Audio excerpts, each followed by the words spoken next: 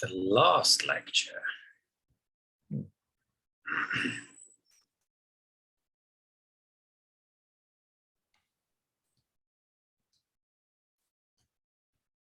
Yeah, definitely an NTP daemon's not running. All right, well, everyone, welcome back. We'll just give again a couple of minutes more here for people to rejoin us. Looks like we're about 17, 18 or so, which is, we sometimes get up to about 20 depending on who decides to join us. This next talk is, you heard the sort of fundamentals of the theory and the nuts and bolts of track in the previous lecture. And this next lecture is just going to run through a few examples of a variety of things that you could do with track. You've probably seen from our discussions as we've gone through the week that one of the difficult things that we have to deal with is everyone has a slightly different type of project that they're doing. You know, maybe it's a volcano, maybe it's an earthquake, maybe it's tectonics, maybe it's subsidence. You know, everyone's doing something a little bit different with Gamut and Globe K. And it's the same with track. You could do a whole variety of things depending on what your particular interests are.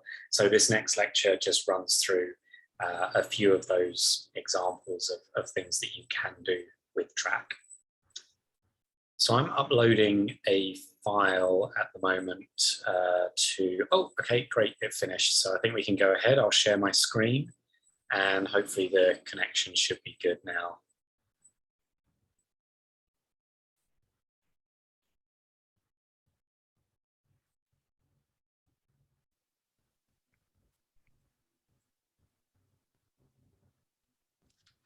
This is the second webinar on the 5th day of UNAVCO's short course on GNSS data processing and analysis with Gamut, Globe K and track. My name is Mike Floyd and I'll be presenting this lecture showing some examples of things that you can do using track.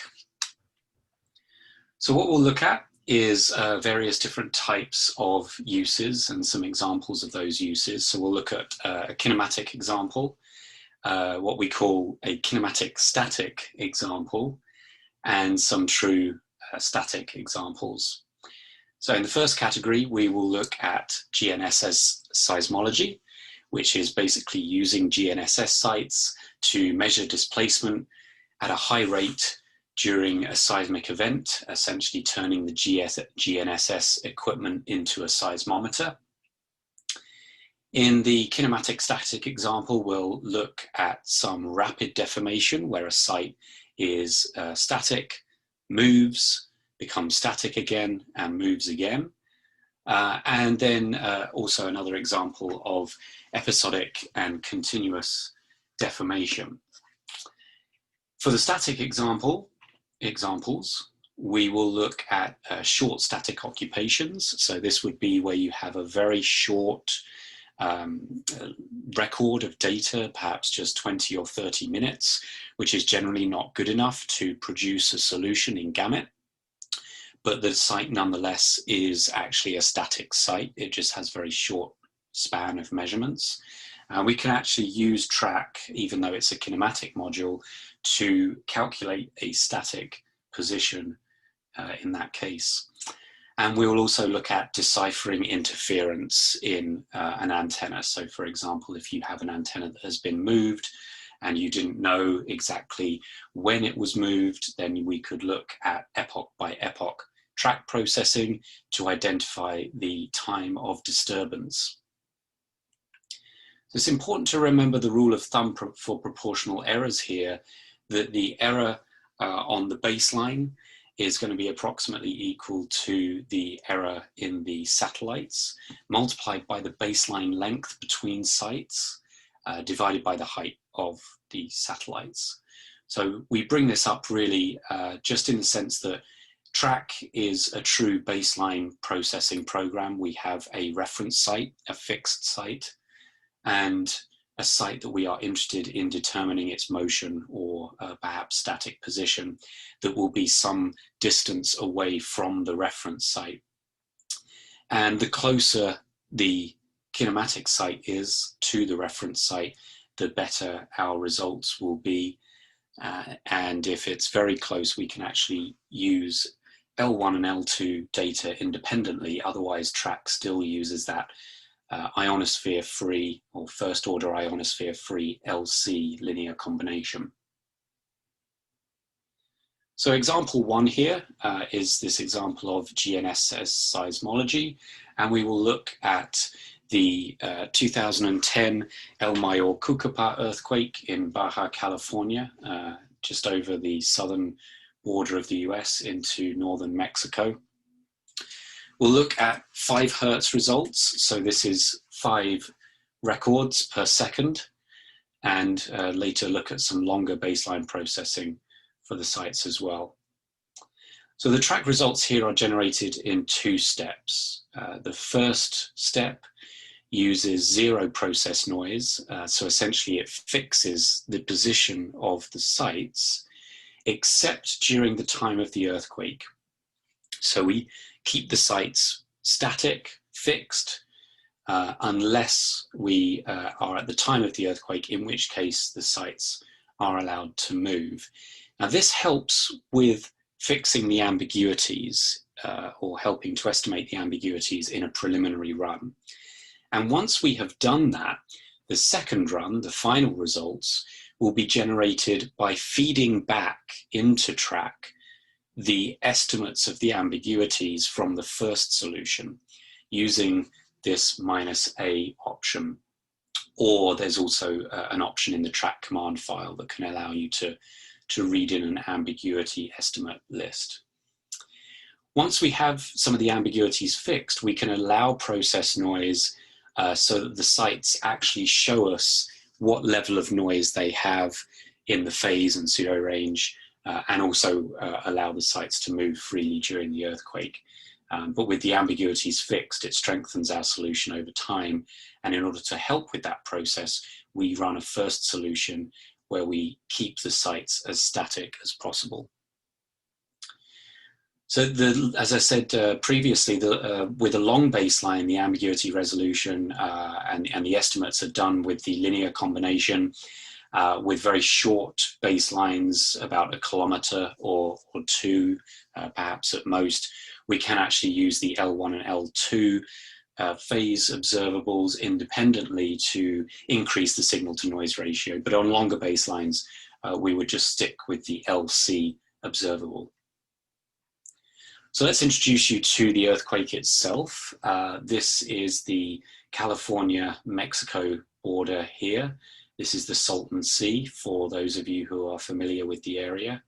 And the earthquake occurred here about 50 kilometers or so inside Mexico in Laguna Salada, just to the east of Laguna Salada. And we can see here the defamation of sites in Southern California due to the displacement during the earthquake. We see here some examples. For example, P494 had about 20 centimeters, 200 millimeters of displacement. P496 had about the same, 18 centimeters of displacement.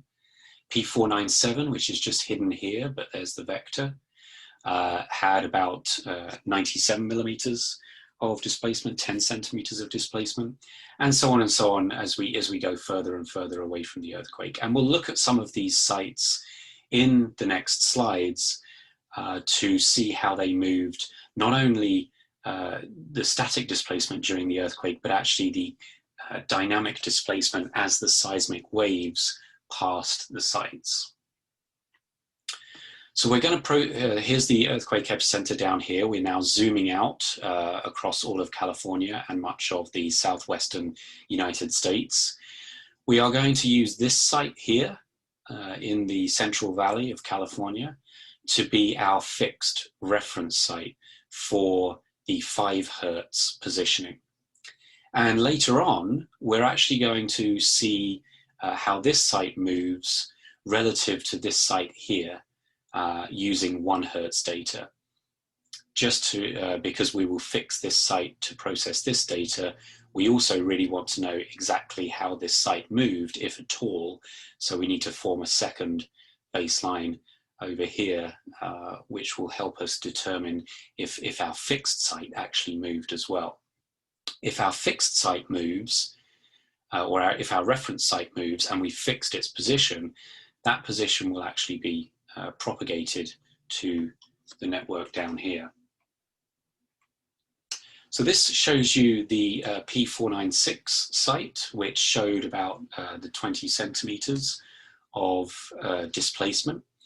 And this shows you the north time series at 5 Hertz rate. Here you can see that this is seconds after the event, the earthquake rupture, for about 600 seconds, about 10 minutes or so after the event.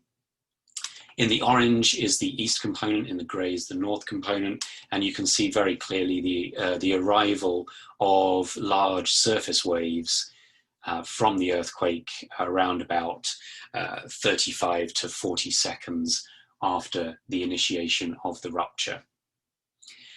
There's another thing in this plot that you will notice. Not only is there the wave train coming through, but actually you can see the static displacement as the site settles down at its new static position. And in this case, most of the displacement is in the north component.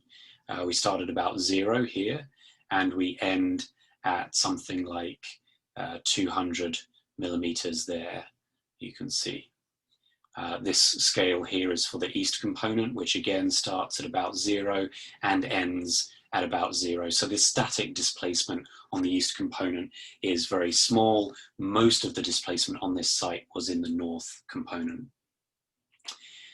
Similarly with P494, which had about 18 centimeters of displacement, we see very similar thing, slightly reduced amplitude here. The site's a little bit further away. We see slightly smaller motion in the static there, but very similar idea. And we can continue to go through some of those sites, and you see very similar surface wave patterns coming through before the site settles down again. And you can see at a time that is 5 to 10 minutes after the earthquake, that this is the sort of level of noise that we are seeing from the phase measurements themselves. So this is what we would normally fix here and here. In the first run, we would fix this all to 0 to help with ambiguity resolution. Once we have the ambiguities fixed, we can free up the solution as well by applying process noise to allow the data noise, the phase noise, to really show itself in the resulting time series. As we go further away, the amplitude again of those surface waves and the period of the surface waves changes. We're now really reduced to longer period surface waves with lower magnitude. But we start to see another signal popping into the time series. And as I go through some of these sites, you will see that signal again and again crop up. This is happening around about 220 seconds, 3.5 minutes after the earthquake. And so many people might say, well, what is this? Is this a secondary rupture? Is this some kind of instability in the earthquake? Is it perhaps an aftershock, something like that? Well, actually, as I noted previously, we need to take into account the motion of the fixed site as well, because implicitly we are fixing our reference site and processing all other sites relative to that site. And this little blip here is actually the motion of the reference site, which we have considered fixed, but it's moving at about 3.5 minutes after the earthquake as the surface waves eventually reach the distant fixed site. Because the site is fixed, any relative motion between the reference site and our site that we are processing is manifest as a motion in the kinematic site itself. So at this point, the kinematic site is not actually moving. What's really happening is the fixed site is moving, but because of the change in baseline length, it seems to be a motion of P742. And we can see that in this next graph, which shows the motion of our fixed site, P795, versus the P033 site, I think it was in the Central Valley of California. For comparison, we show a zoom of that motion at the sites that we just saw about 220 seconds after the event. And in red, we see the motion of P725, our reference site, at 1 Hertz rate compared to the site in the Central Valley of California. Here, this time series has been multiplied by -1 because the motion of the reference site, if it's fixed, will actually manifest itself as a mirror image in the kinematic sites.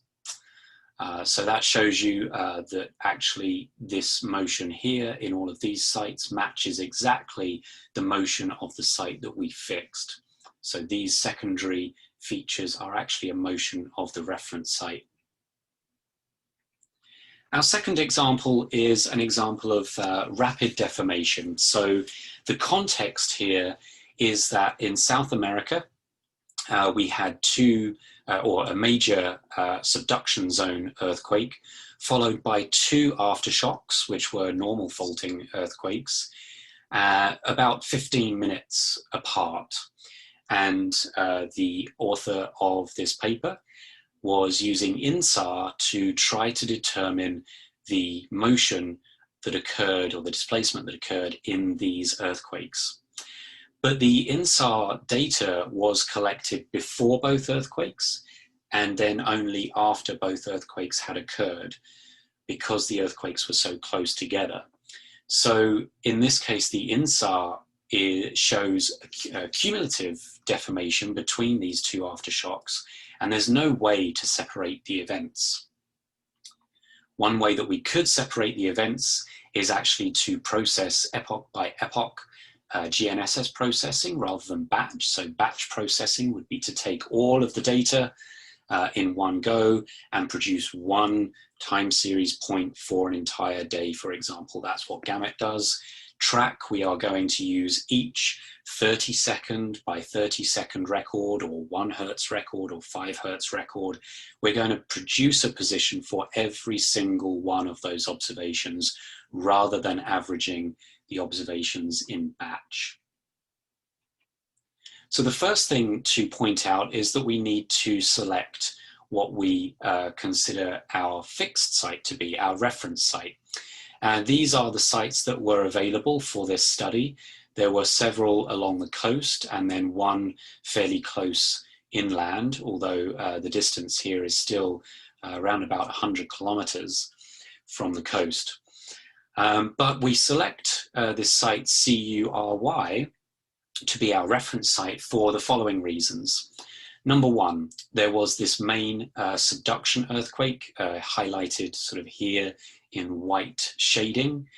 And we would like to be as far away from any post-seismic deformation as possible. It was a very large event, so it is possible that post-seismic deformation would also be occurring inland. But the further away we can get, the better, so that we are not corrupted by any after effects of the main subduction earthquake. Secondly, it's outside of the deformation zone of the 2 aftershocks that we are wishing to study, the 2 aftershocks that occurred 15 minutes apart. And you can see here in the INSAR these sort of circular fringes that are indicative of the deformation pattern associated with the cumulative displacement. Remember, the INSAR cannot distinguish between the 2 earthquakes separately. This is the cumulative displacement we're seeing of the 2 earthquakes. And furthermore, luckily, CURY actually lies on the nodal plane of those aftershock fault planes. So the aftershocks occurred on fault planes that were approximately in this direction, which means most of the deformation will be seen in this direction, since they were normal faulting earthquakes. And so the advantage of being on the nodal plane or along strike is that there's very little deformation in that nodal plane area. So again, we run a preliminary run to help constrain the ambiguities for for the final run.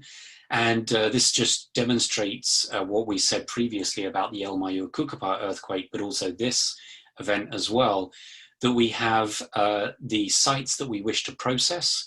They are loose in position, but the process noise, the amount of the amount that they are allowed to move with time is set to 0. So these sites are considered static by setting the process noise, these zeros at the end of the line, to 0. However, we do know that these sites will move during the earthquakes themselves. So we include this time-dependent process noise command, which allows process noise between these two periods. So for these two periods, the first 3 lines here is the epoch of the Earth, the first aftershock. So we allow it to move for 1 recorded epoch. And then the second set of 3 lines here is the time at which the second earthquake occurred. So we allow the sites to move at the epoch of the second earthquake. It is worth noting here that these times are given relative to the times that are in the Gnss file. The Gnss file times are given in GPS time, which is slightly different to UTC. Most seismic studies, most seismology studies, most seismology reports will use UTC for epicenter time, hypercenter time, centroid time. And so we need to know what the difference between GPS time and UTC is in order to get these times correct. Currently, as of the recording of this, webinar, the difference between UTC and GPS time is 18 seconds. At the time of this earthquake, I can't remember what it was, but it was perhaps 15 or 16 seconds. So we need to take that into account when we compare times in the Gnss files and the track command files to the times that are reported for the earthquake. Nevertheless, this is the resulting time series that we see. It looks rather odd because the time series is static at the time before the first earthquake. Then the site is allowed to move for 1 epoch because of these time-dependent process lines here, and then it is fixed to be static again. And at the time of the second earthquake, for 1 epoch, it is allowed to move and again remains static thereafter. This is the plot of the atmospheric contribution, the atmospheric delay. Over such a short time, this could be restricted with some constraints on the process noise. This is about 2.5 hours here, and the atmospheric delay is changing by several centimeters, which is probably a little bit high for only 2.5 hours. So we could constrain this atmospheric parameter as well in order to help with the ambiguity resolution too. But during this time, the reason we do this sort of static, move, static, move, static type run is to help with the ambiguity resolution between the times of motion. So the next thing that we do, there's the times of the earthquake. The next thing we do is we firstly update our a priori coordinates. The a priori coordinate is the first coordinate. A priori means beforehand, before, as opposed to a posteriori. But so the coordinate that you're really looking for is this very first coordinate. But since we processed our data, you can see that there is a slight difference between the 0 line here and our first coordinate. So we can update the coordinate accordingly to be here rather than at the 0 line from the first run. And now we can update our constraints on the coordinates. Here was very loose. Now we know our coordinates much better. So again, we can assist ambiguity resolution by actually tightening the constraints on the initial position that the updated a priori coordinates can be run with the sitepos command. And we've run the same thing again, just to improve our solution again, fixed, except for the time of the earthquake. And just to reiterate what I said before, this axis is actually marked in UTC, but that is not correct. The axis label is wrong. This is GPS time, not UTC, so we need to add the appropriate number of leap seconds if we are to compare between the GNSS and the seismology. So in the final run, what we do is we read out the final ambiguity, the resolved ambiguity estimates into a file, any file name. You could call it track.amb. And now we are going to allow the sites to move at all times. So we completely loosen the sites, they are free to move, and we include the ambiguity file in the command file, or we can use that -a option in the track command line itself. And this is the resulting time series. So now you can see the noise in the phase data itself. We are not fixing anything anymore. We are allowing the phase noise, the pseudo-range noise, to be seen in the time series. There's a little bit of an odd patch here, which may be due to reduced satellite visibility. Perhaps the ambiguities being fixed in this region weren't as good as in the other areas that you see here with the smaller error bars. But hopefully you can still see the same pattern as we saw before. In the east component, the site starts here.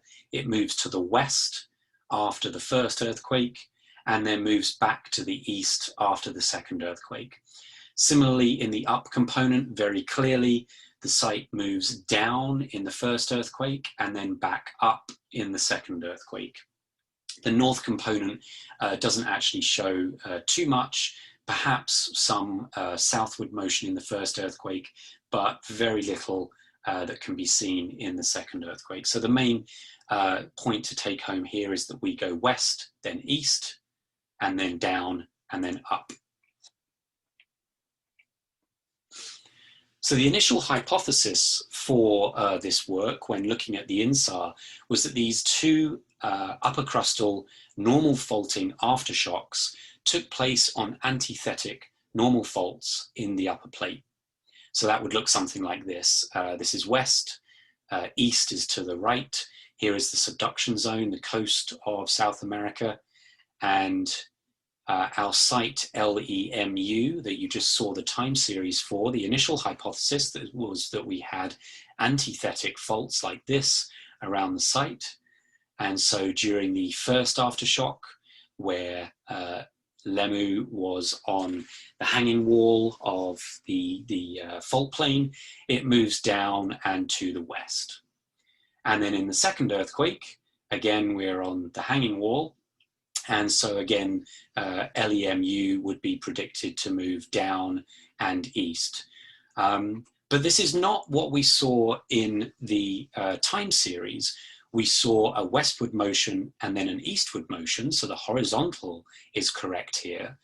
But in the vertical, we saw a downward motion and then an upward motion during the second aftershock, which does not fit with this model.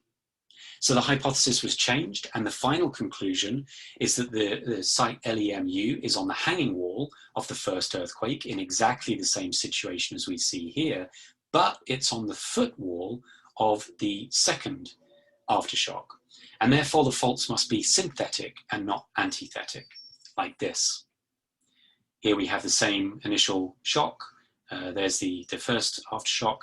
And then the motion during the second aftershock is LEMU actually sits on the extension of the fault plane on the hanging wall side. So we move east again, but actually we move back up.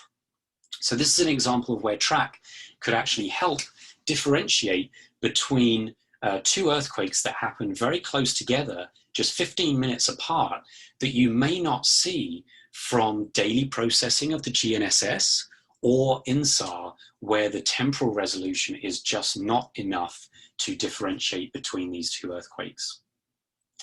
Now, it must be said that there was a little bit of a problem with this data. I'm still not quite sure of the reason why, but I had to use this tool CView to try and get an idea of what the data looked like.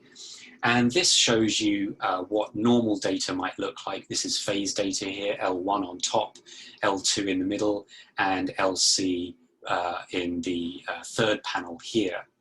These are your standard parabola looking measurements for the phase. This is the satellite rising, passing overhead, and then going back down the sky. So you see two passes of the satellite here within about 24 hours of one another. The satellite rises, falls and sets, goes out of view below the Earth, and then rises, goes overhead and sets again. This is a perfectly normal pattern of phase measurements at any site. Sometimes you'll see satellites with problems. You can see here some cycle slips, which would normally be fixed in AutoClean or in track.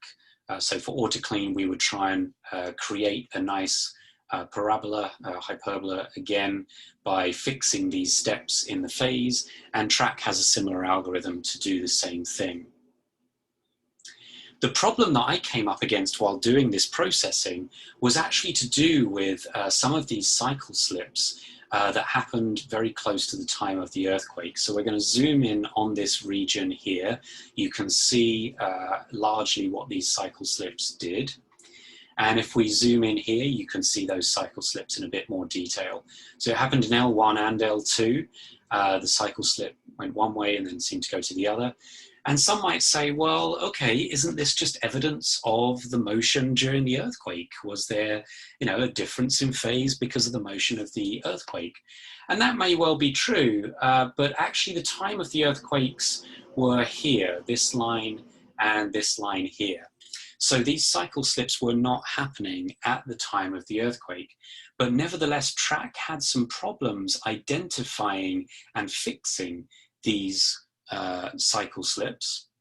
And so what I actually had to do was I had to go in, look at the data in CView and manually add a definition of the cycle slip here. So for this site, ILOC for satellite number 17, at this time and this time here, I identify a user additional bias flag, user add bias flag for this site and this satellite at this time.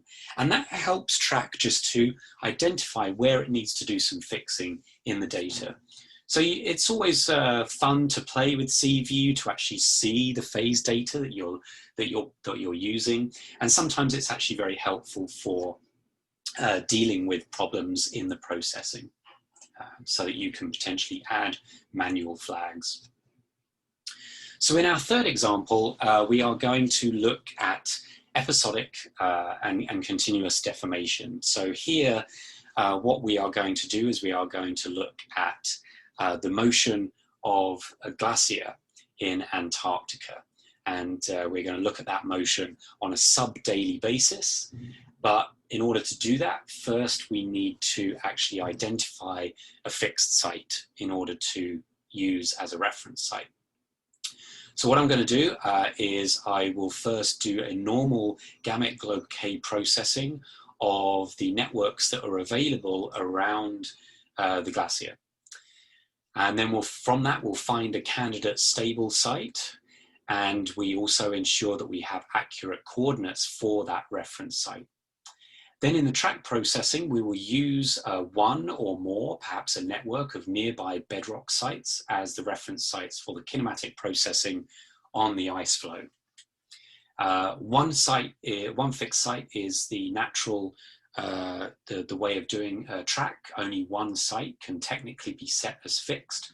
But as you saw in previous examples, we can actually fix the position of other sites by providing a zero process noise constraint on them. So we can actually have multiple fixed sites, although only one can technically be defined as fixed. The other ones we would have to just add zero process noise. And the ambiguities must still be resolved correctly in order to get the best results. So going forward on that, here is a picture of the current UNAVCO DAI, D-A-I, Data Archive Interface. This runs on Flash technology. Flash will be going away, becoming end of life and deprecated at the end of this year, 2020. And UNAVCO is currently rebuilding this interface to move beyond Flash. So this is the current address, but please keep your eyes out for a new interface coming at some point within the next 6 months or so. This address will change by the end of 2020, we hope. So here is a search of Antarctica in the UNAVCO database, and I found all these sites that are available publicly from UNAVCO. So I decided to process all of these in Gamut and Globe K to try and find what a stable site for my reference site would be. And just for reference, the ice flow that we're going to be looking at is here. So the first question we have to ask ourselves is, are we looking at a site that we want to use as reference on ice flow or bedrock? Ideally, we want our reference site to be fixed with a well-known coordinate. So here's a candidate site. This is the time series for 1 week that I processed. As you can see, nice repeatability here, very consistent results from day to day, RAMG. And so the question is this ice flow or bedrock? And hopefully most of you will appreciate the fact that this is bedrock. It's not moving very much at all over a week's period. And indeed, here is a picture of the site, nicely stuck on this mountainside, slightly snow-covered on one side, nice rocky bedrock on the other, and there it is attached to bedrock. So that's a candidate that we could use for our reference site for the eventual track processing. Here's another site, BUMS. Again, good repeatability, nice processing, and again, hopefully you will be able to guess correctly that this is a bedrock site. I don't have a picture of this one, but it is here in the Transantarctic Mountains. It looks like a lot of snow, but believe it or not, it is on bedrock outcrop in the mountains here. So this again is a bedrock site. Here's another site, UTHW, and here is the gamut processing from day to day. Now we are seeing motions over a week of several centimeters, in fact, decimeters of motion over the week. Very little in the vertical, but certainly very clear in the north and the east. And so hopefully here you will be able to guess that this site is indeed on an ice flow, not on bedrock. So this is not a very good reference site because this site itself is moving pretty rapidly relative to fixed bedrock around it. So we do not want to use this site for our reference site. Here's another one, FALL, which looks very similar to the first two, and you would be quite right if you guessed that this site is on bedrock. And here is a picture of it. Again, some bedrock outcropping. And here's another site, one last site, AMU2, again shows that motion over a week. This is moving fairly rapidly, not quite as quickly as the one that we saw before. This is really just a few centimeters over a week now. But I wonder if anyone knows where AMU2 is. And if you don't, the AMU might be a clue. This is the Amundsen Scott base at the South Pole. Here is the site on the base building at the South Pole. And I like this example because it really shows, there's the South Pole there, that's the location of AMU2. And I really like this example just because it simply shows that the South Pole is covered in ice, and that ice actually moves. So this is why they often have to move the ceremonial South Pole every year or so. I think they have a moving ceremony because the ice above the South Pole has actually moved. So they need to move the the literal pole, the ceremonial pole, back to the actual rotation pole position once a year because of this motion. I believe that they still do that ceremonial South Pole repositioning. So we're going to use FAL, RAMG, and BUMS as our fixed sites to process these sites that we actually see on the ice flow. And here is an example of one of them, LA14, which shows basically no motion, static motion, and then over the period of about 30 to 45 minutes, it actually moves, and then it stops again, and then it moves, and then it stops again for a while. And about twice per day, we see these motions of the ice flow for about 30 to 45 minutes in both the horizontal components, the east and the north direction. The vertical component is mostly just noise that you can see here. It doesn't really have the same movement detected in the vertical component. Another site that we see is MG01. And again, you see here these same times of about 30 to 45 minutes of motion. But in between times, the site is not as static as we see in this site here. In the vertical component, we now see a very systematic signal that is indicative of something clearly different to this site here. And I wonder if you can think briefly about what might be the difference between these two sites. The difference is actually that this site here is above the grounding line of the ice flow. So this site is where the ice flow is sitting on top of solid ground. This site here is below the grounding line of the ice flow. So at this site, the ice flow is actually sitting directly on top of the ocean.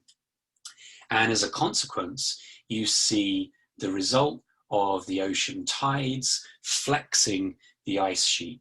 So this is a signal of flexure of the ice sheet as it responds to the rising and falling tides beneath it.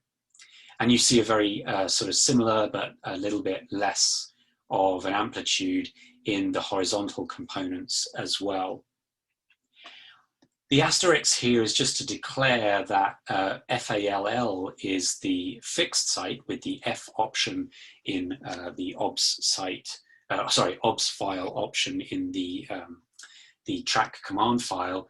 And BUMS and RAMG are technically kinematic sites with a K flag, but they're constrained to 0 process noise. And I used 3 here just to give a little bit more of an azimuthal coverage to my network. So here's some justification for the way that we did the track experiment. We wish to apply our own temporal constraints. We have moving sites, so let's be clear on the units that we're working in when we declare the temporally correlated noise. We're going to be working in seconds. The atmosphere is more stable in Antarctica. There's very cold, high pressure usually, and this is evident by looking at the atmospheric delays in the gamut O file, which are very stable. So we can constrain the atmosphere here to not change very much with time. And remember here, this is I think meters per second squared is the unit here, and we've declared that the time unit is seconds, so that relates to these numbers here. Previous studies have shown that the displacement rates are about 0.5 meters over about 30 minutes. So from that we can calculate again a variance that we can apply to the moving sites during the time of motion that is in meters squared per second that would basically add up over time to allow about 0.5 meters over 30 minutes. Next, we have an example of short static occupations. So this is where we might have short spans of data, for example, just 30 minutes. It may be processed in gamut, but sometimes the results are not very good. The data may be thrown out as being too short to adequately produce a result in AutoClean, especially if it's not of very high quality. So we could use track here to do a short static approach, where we actually again allow zero process noise on the sites that we wish to process relative to the fixed continuously recording and well-positioned base site. So here's a base site with a long session and an accurate a priori coordinate calculated in gamut. Around the site that maybe is set up for 24 hours or 48 hours, we have another site that is only recording perhaps 30 minutes of data, and we want to know where this site is. So we can use the well-known coordinate of the fixed site and just simply process track using this baseline where here this is fixed and this has zero process noise, so that we only get one single position for the whole 30 minutes of data.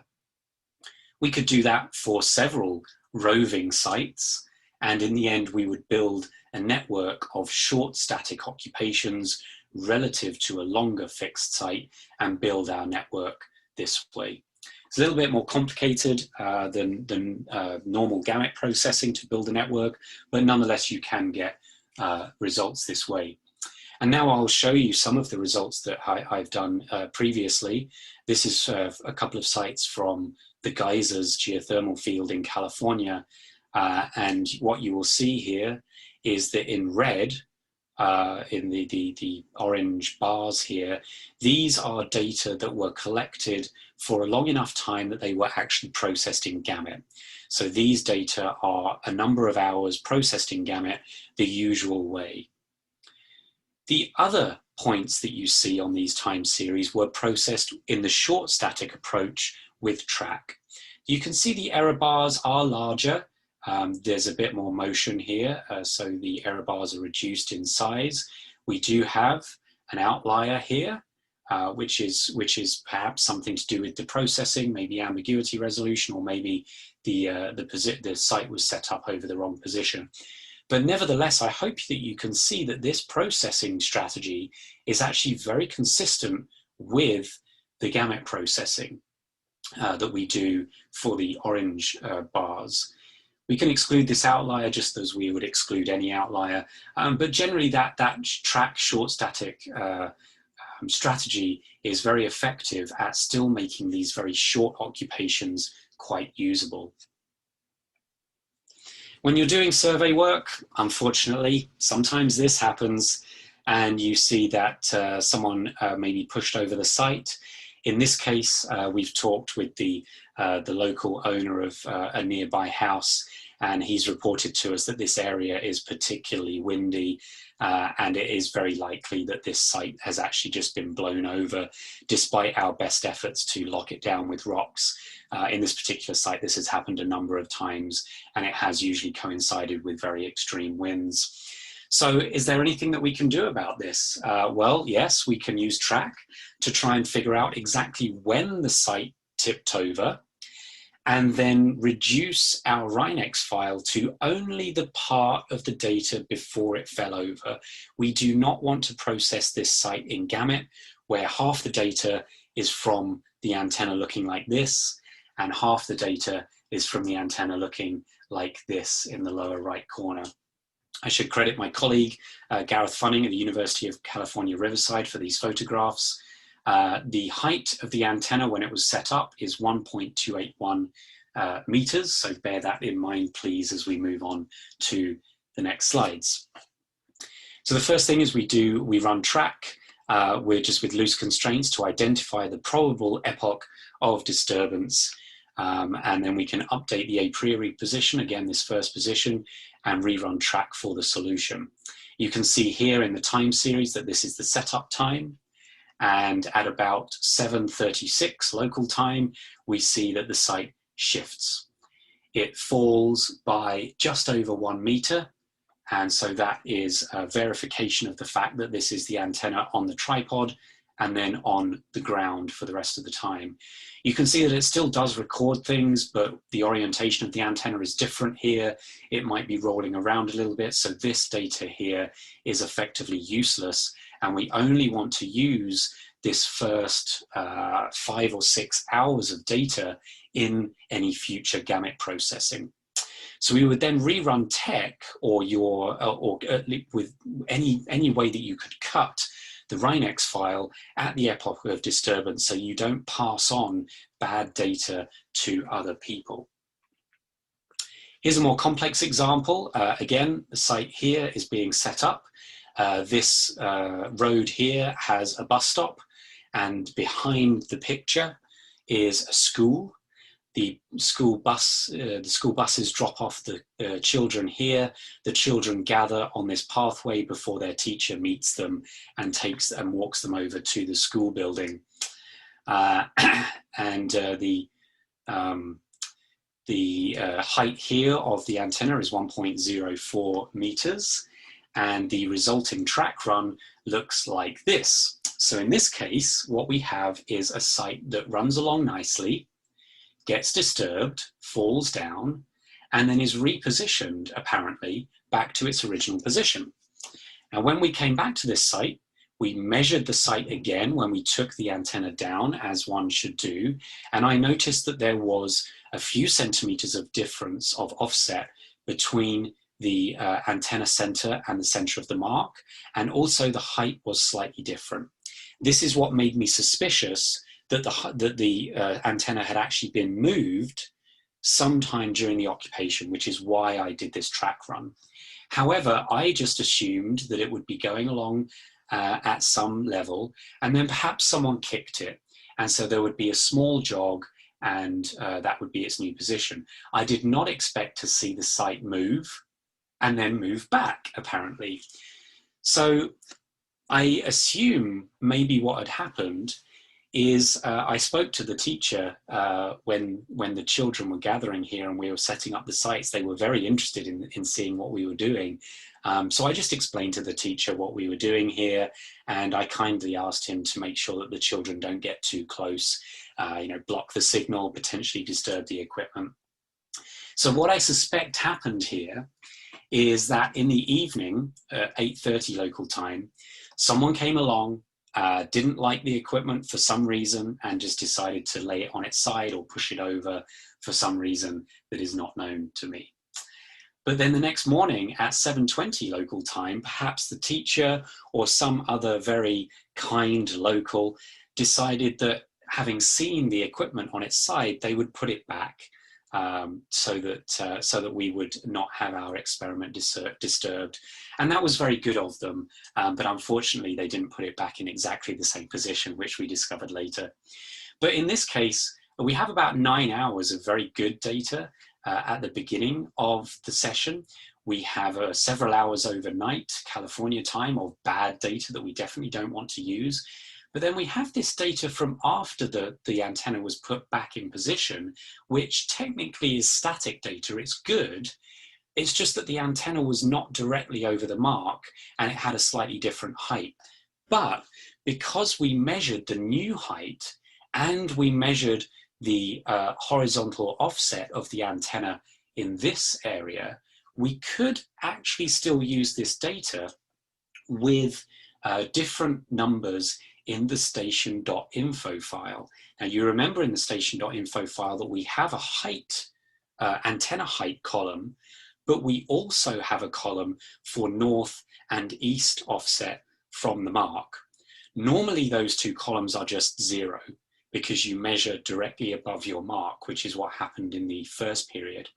But in the second period, we measured an offset in the north and east. And if you do that, then you could actually include non-zero north and east columns in station.info file and use this data as well. So that's the end of this talk, just showing you a few of the examples there. Thank you for listening.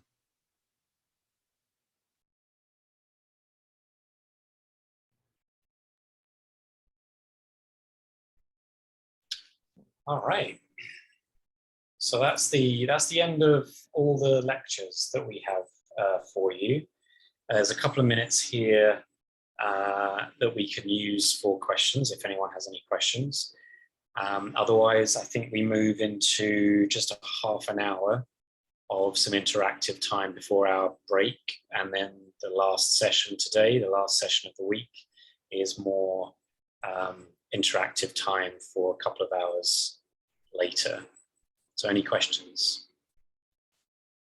Just a quick one. Your last example was 5, right? But on the website, it says example for 6A and 6B. I think that might just be a typo. Okay, yeah, I'll correct that. Yeah.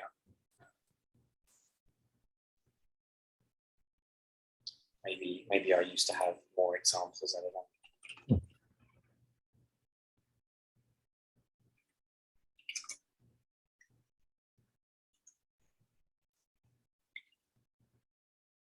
Is everyone worn out after 5 days of this?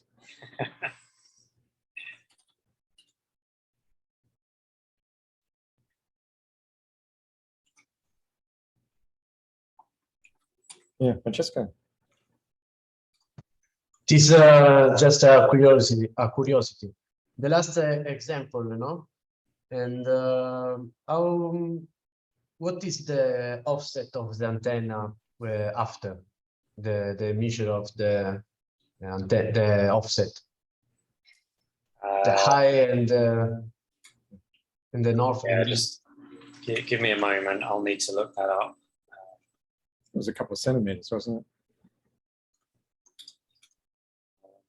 Because sometimes I have also this problem in when we make a campaign. The people are curious to look. Or somebody stole directly the receiver. We do have one example from California, which was a kinematically tracking receiver that was actually on telemetry. Someone stole it and put it in the back of their pickup truck. And literally the police just followed the signal. It was still transmitting where it was located, so they just followed them. It was one of the good cases that actually worked. Yeah, there are some people that stole the antenna receiver on the station managed by the ENGV on Mount Etna. Sometimes people, I don't know why, they just took everything to try maybe to sell the instruments after. Yeah, but the PBO sites, one of the biggest problems they've had is the solar panels getting stolen. Those you can resell quite easily. Yeah. But I think, yeah, we have seen GPS receivers turn up on eBay. They clearly have walked away from somebody's experiment.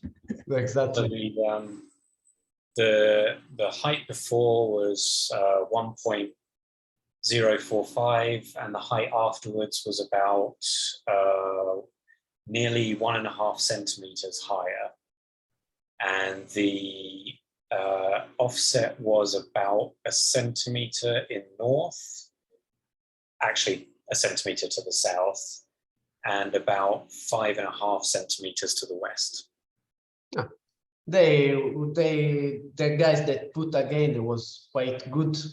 Yeah.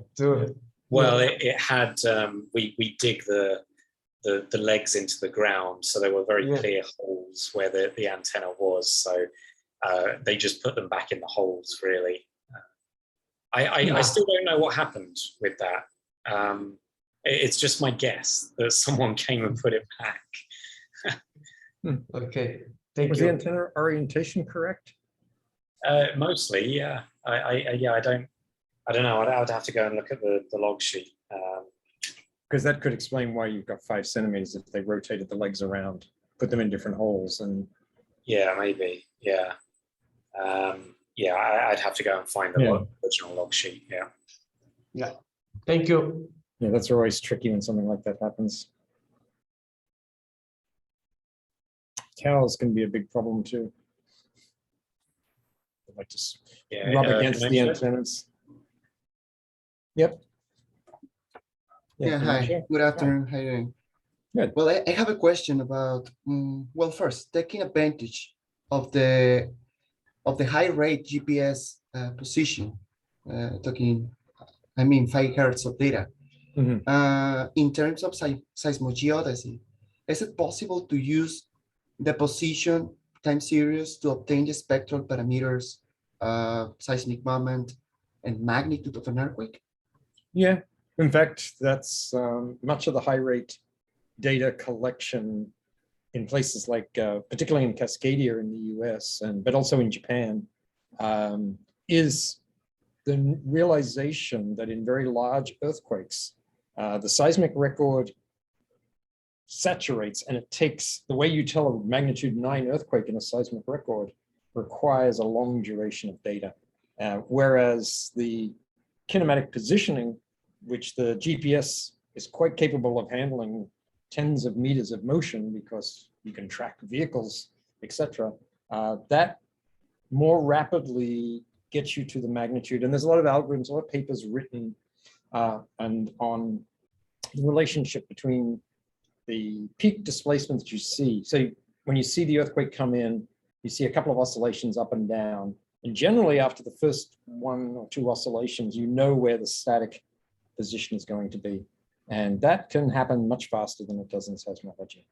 And so that's, yeah, people do that. They also have, for Cascadia, they actually have pre-computed tsunami models, essentially, which given a set of surface displacements have already computed what the fault plane slip would be and what the tsunami would be that would be generated by that. And then they essentially do a matched filtering technique very rapidly, where they're able to take the observed displacement pattern and from these pre-built models decide, well, this is the most likely area of slip, and then you can scale it for magnitude. And then this is the tsunami that's going to be generated, so they can get the tsunami warnings out much, much faster. So yeah, that's a very active area of research.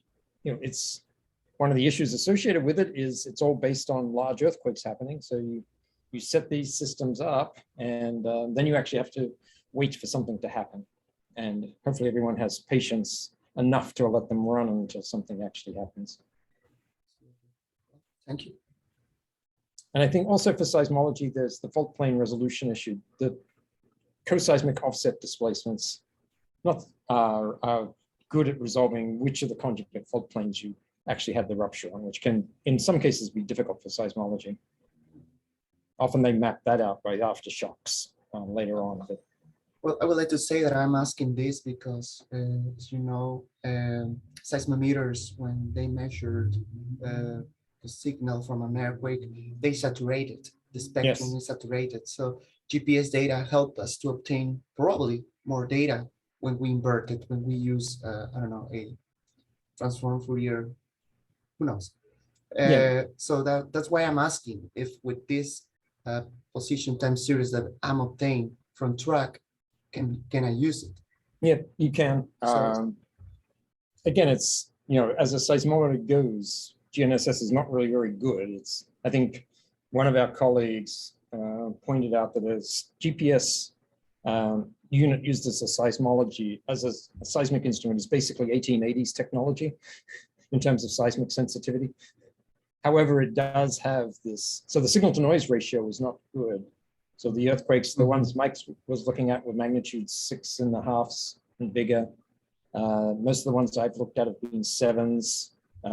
And so, you know, a magnitude 5 earthquake in a kinematic position is just very difficult to actually see. So, so it does require a certain magnitude, but it does have this ability that it's not going to saturate.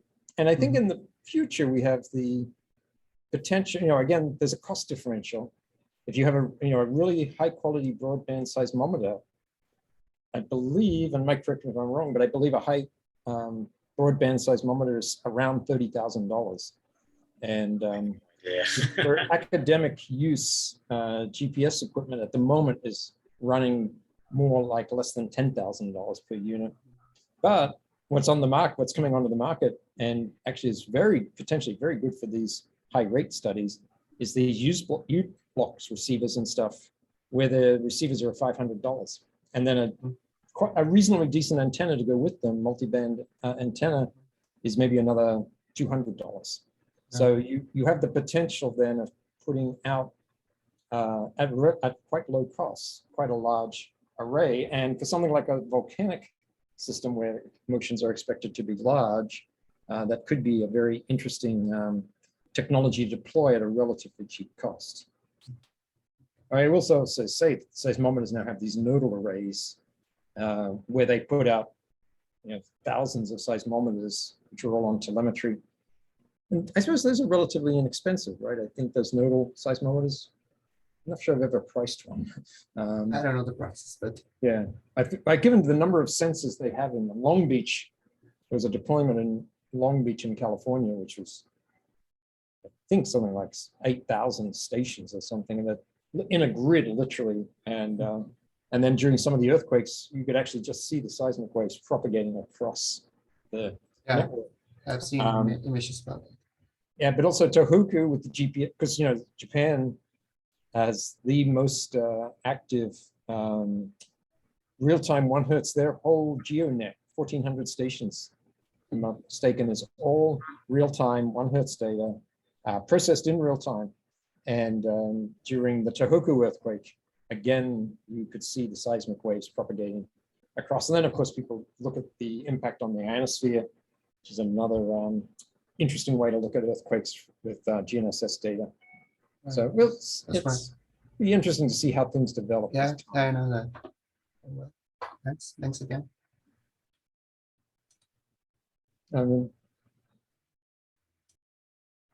Just a few people sharing stories about problems with security and things for antennas. Yeah. I've not heard of the last one from Francesco. I haven't heard of anyone thinking that the GPS equipment is unhealthy, but it doesn't surprise me. Yeah. Radio frequencies. We had a recent problem about that. Oh, okay. We have to stop the station working probably for 3 months to see what happened with the health of that person who lives next to the station or close to the station. Finally, the person found that everything, it was nothing to do with the station. Mm-hmm. So the station continued working normally, but that kind of things happen. Right. Yeah, it's the 5G cell phone networks potentially more dangerous. Yeah, it's a good reason for outreach. I agree. Okay, we have about 20 minutes to our break. So I'm going to open up the breakout room as usual. I'll let Tom stay where he is again, and I'll go over to the other room. We didn't really get to doing any demonstration last time. There was lots of interesting questions to go through. But maybe in 20 minutes we can do something very quick. Yeah, hopefully just encouraging everyone to come forwards again with their questions and sharing their screens, because we are now into our last afternoon together, unfortunately. Let's keep going on this. I'll join everyone else in the breakout room and see you back here later. Jose, did you want to move across to Mike's room?